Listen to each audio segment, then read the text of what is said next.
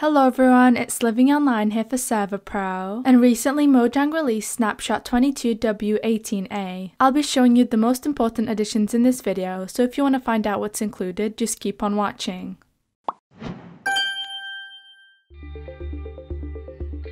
There were a couple gameplay changes in the snapshot, some having to do with the Allay mob. First things first, Allay now follow their liked player even if they can't see them. Before, if the player wasn't visible in an Allay's vision range, they'd lose track of them even if they were just a couple blocks away. However, Allays will now only lose track of a player if they are more than 64 blocks away. Secondly, as you may know, there was a new ranged attack for the Warden introduced a couple snapshots ago, and this is what it looked like. Well, in this snapshot, the particle textures of that ranged attack have been updated and they now look like this. Lastly, for gameplay changes, vibration listeners such as Skulk Sensors, Skulk Shriekers and Wardens now listen to the closest vibration instead of the first vibration in the tick. That means that if you and a mob are both sending out vibrations, even if the mob sends out a vibration first, you better not be closer to the Warden or it's safe to say you're dead.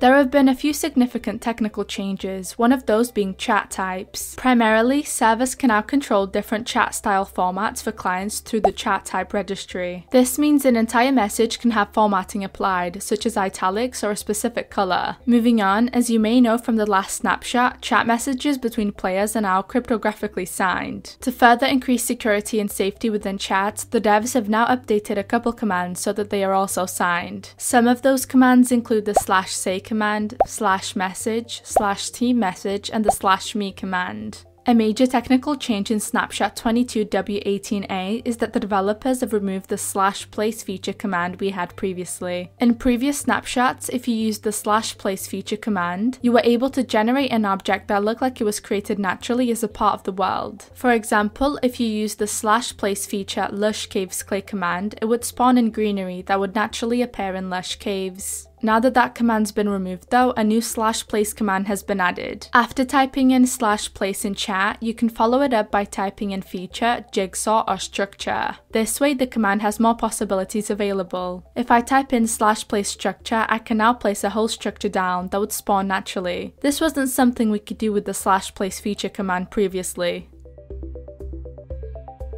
As expected, there were a huge amount of bug fixes in the snapshot. In the last few snapshots, if you were in presence of a warden or a frog and then tried to pause the game, the animation still continued on in the background. Of course, that wasn't meant to be happening, so it's been fixed in this snapshot. Another warden bug was present in Snapshot 22W15A. The bug was that wardens would continue to roar at an entity even if the entity left through a nether portal, end portal, or end gateway. As you can see here, the pig's been detected by the warden, so the warden starts roaring. However, if I push the pig inside the nether portal and wait a couple seconds, the warden continues roaring, even though the entity is no longer in the same dimension. Since it's mentioned in this video, that bug no longer occurs in game, but the warden fixes don't stop there. Another issue with wardens was that in the last couple snapshots, their ranged attack was able to penetrate players even if the player entered another dimension. Not just that, but sometimes the warden mob would completely freeze if overwhelmed by sounds, enemies, or attacks. If you went into Snapshot 22W15A and spawned a bunch of zoglins near a warden, the warden would get overwhelmed and wouldn't try to kill them. Fortunately though, those warden bugs have been fixed in this snapshot, so they shouldn't be present anymore. Lastly, a bug that many experienced was that in the last snapshot, user skins wouldn't load in single player. If you loaded into a single player world in Snapshot 22W17A, a default skin would appear instead of your custom one. As always, the developers worked on this bug, so now your beautiful skin will appear instead. Those are all the major changes in Snapshot 22W18A. If you found this video helpful, make sure to leave a like and subscribe to see more from my channel. Don't forget though, if you'd like to create a free server for Minecraft to test out this snapshot with your friends, you should head over to Server.pro or click the link in the description. Thank you for watching!